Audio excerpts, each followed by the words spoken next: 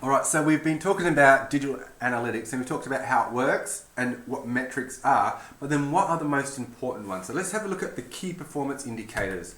So once I get my slideshow working. So key performance indicators are the metrics that are the most important to your business. Now this helps avoid analysis paralysis. Remember we talked about just before about if you've got too much data, how do you know what's the most meaningful? Like you've got so much going on, you just can't make sense of it, right? So you go, well, we've got all this data, let's break it down. What's the most important to us and to our business? So KPIs are different for each business model. So you need to think about what the purpose of your website is and how you make money. So KPIs depend on the purpose of the website or the app. Digital marketers need to be able to determine the most important metrics that will be used to indicate the performance of their marketing. So you specify that up the front, you work it out. It's quite a strategic kind of decision to make. Well, what are our key performance indicators going to be? And then you focus on those the most. So let's have a look at retail. So retail KPIs. So the purpose of a retail website or an application, like an app on your phone, to sell products. It's retailing, right? So then the most important KPIs for them would be the number of sessions, people coming to your website, the conversion rate. Now we need to specify what a conversion rate is. So that could be purchasing, like the number of people purchasing, or number of people adding products to cart, that type of stuff. Average order value. So yeah, we've got a lot of people coming to our website, but on average they're ordering all the cheapest products on our website. So why aren't they ordering our more expensive stuff? So what's going on there? And then revenue per session, which gives us an indication of, someone spent, if one person comes on there and buys $100, but we've had 200 people come to the site and only one of them bought $100, that's 50 cents per session, so it's not much. So the RPS then, revenue per session, would be the total revenue that you get divided by the number of sessions on your website. Right, so let's have a look at the next one. So let's look at lead generation KPIs. So the purpose of this type of website then is to generate leads. Now remember, leads are potential sales. Now, like a car dealership, you wouldn't really sell a car on the internet. You might, but usually what would happen is you'd go there and you'd go book a test drive, and then you put your details in there, and then the sales person would ring you up and go, hey, yeah, you've shown interest in test drive the new RAV4, come around and we'll you can take it for a spin. So that's a lead, all right? So the salesperson has a lead because they've got your number and your name and your number from the website. I've got Red Cross on here as an example. So they're not actually selling stuff, but what they're trying to do is increase the number of blood donations.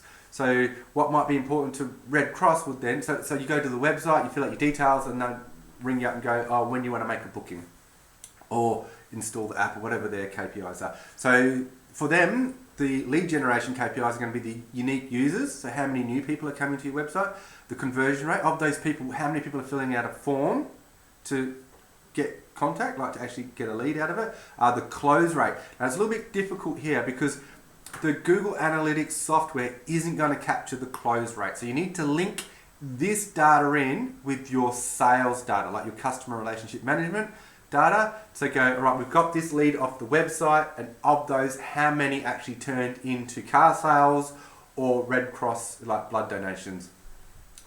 Closed deal value. So of the cars that you are selling, are you selling all the cheapest ones? Are you selling like the most expensive ones? Like how does that work? And then revenue per session, which will give an idea of the value of your website. But you've got to be careful because the revenue per session needs to be externally linked with your sales data because they're not buying the product through your website. So that's a key difference between lead generation KPIs and retail or sales, because for sales, they're buying the products through the website.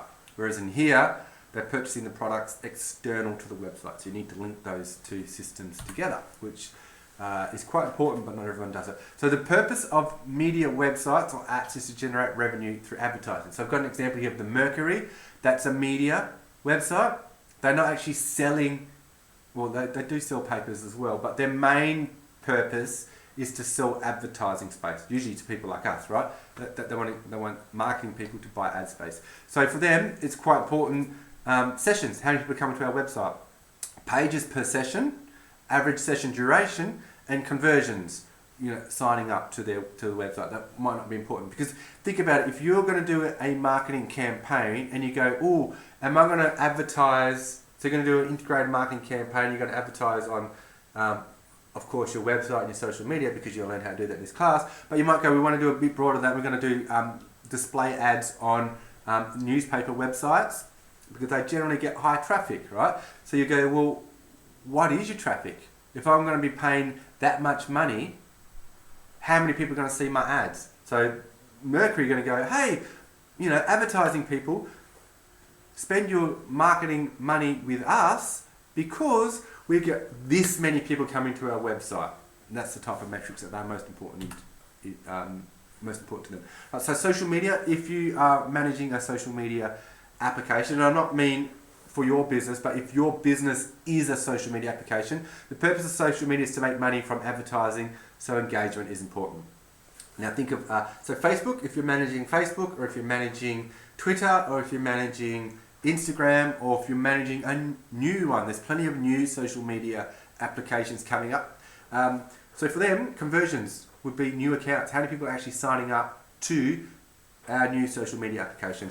Now, of those people that are signing up, how many people are actually posting, tweeting, or doing user-generated content? How much are they actually, are they just signing up and then looking, or are they signing up and actually generating content on our application? Engagement, likes, retweets, repins, and stuff like that. So they might not be posting content, but they'll be engaging with other people's content.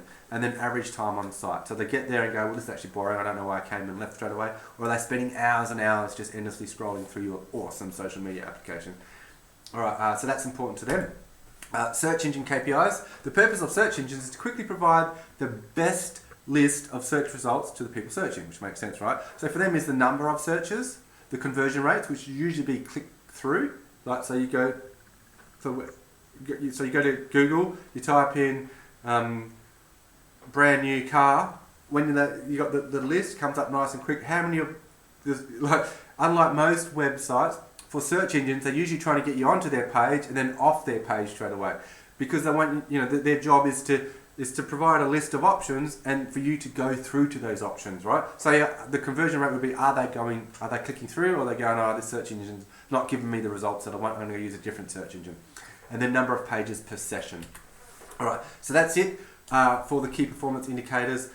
This is going to be an important part of digital marketing and being able to specify the KPIs. So we're going to be talking about that a lot more coming up. So I'm going to stop recording and then we'll do decision making.